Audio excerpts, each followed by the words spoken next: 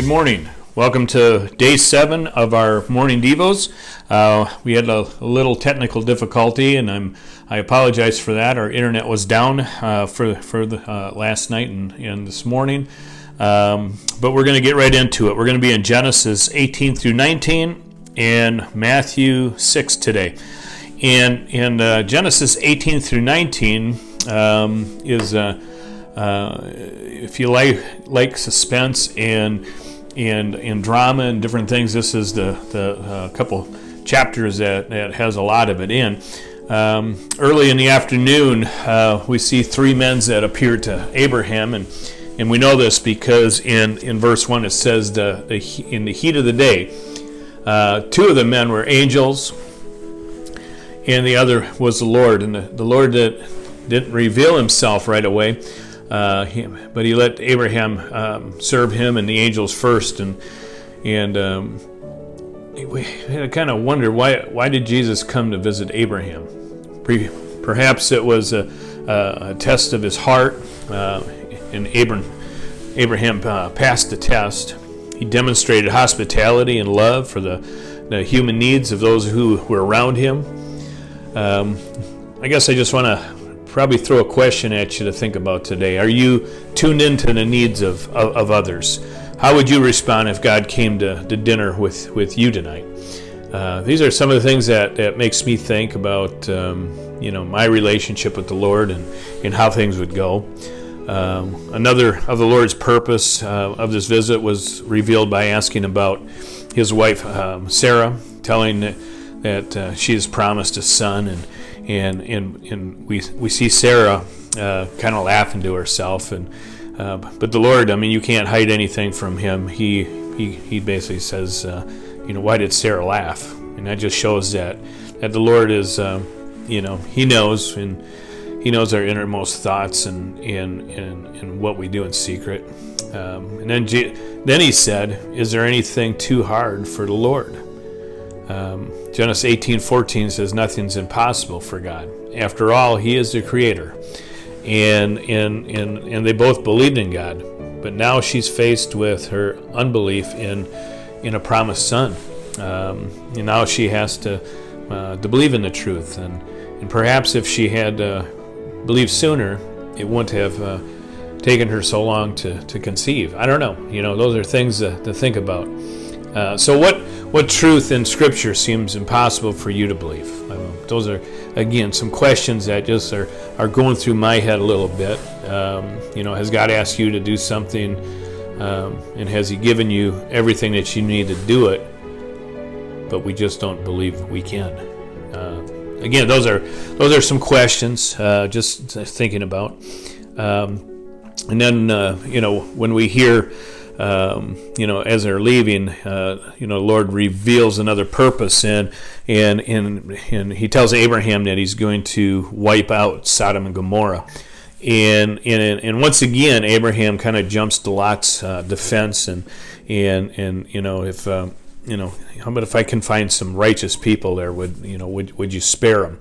And it was kind of like an auctioneer, he kind of barters. He starts with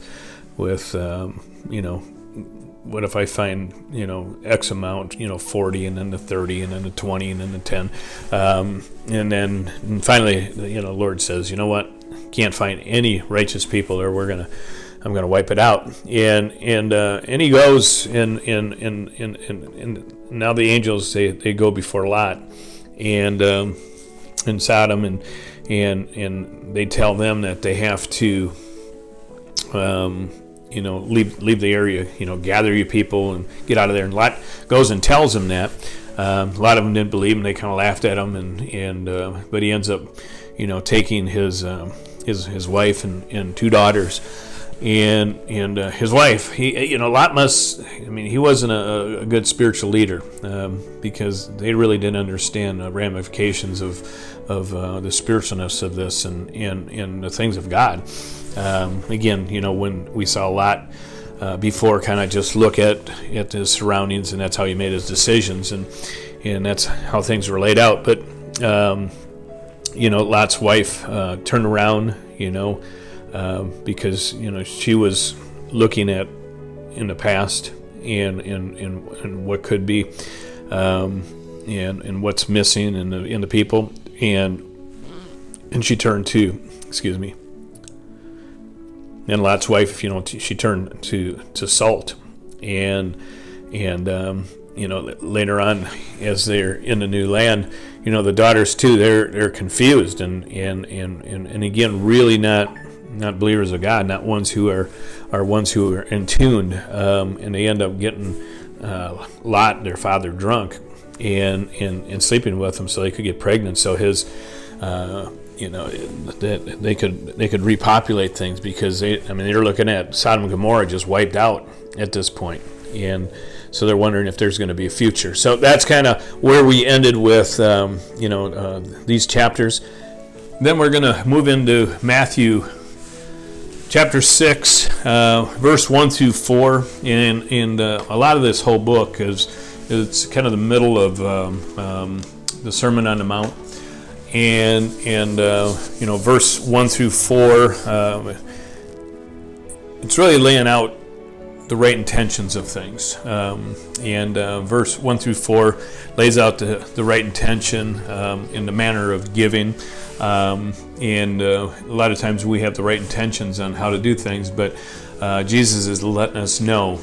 Again, chapter 6 is all red letter scripture, which is Jesus actually speaking.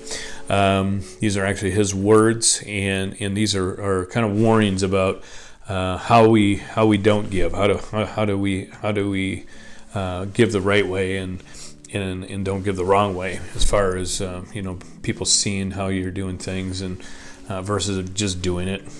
Again, we have the right intentions of helping someone, and then off of that, a lot of times we want to get the credit, or we want to feel good about ourselves, and that's human nature. And then verse 5 through 15, the right intentions, again, in the manner and form of prayer. We're supposed to be praying, not again so people see us, and not have the right intentions about, okay, I'm going to pray, but look at how I'm praying, look at how I'm doing things, and putting that together, and Jesus says, don't do that. And 16 through 18 talks about fasting. A lot of times we talk about fasting and being in prayer. Again, the intentions are there to fast and try to get closer to God. But a lot of times we say, hey, look at me, I've been fasting for X amount of days, or X amount of hours, and it kind of becomes about us instead of the true meaning. And we just got to kind of be careful of our intentions when we do things. And then verse 19 through 34, the necessity of pure intentions in all things, unmixed either with the desire of riches or worldly care or fears of wanting things, and Jesus just kind of lays out some warnings there, and on how to live. And again, this is Jesus he knows how we're going to be. We see that in Genesis. He knew what Sarah was thinking, when she was laughing to herself. God knows us. He knows our heart.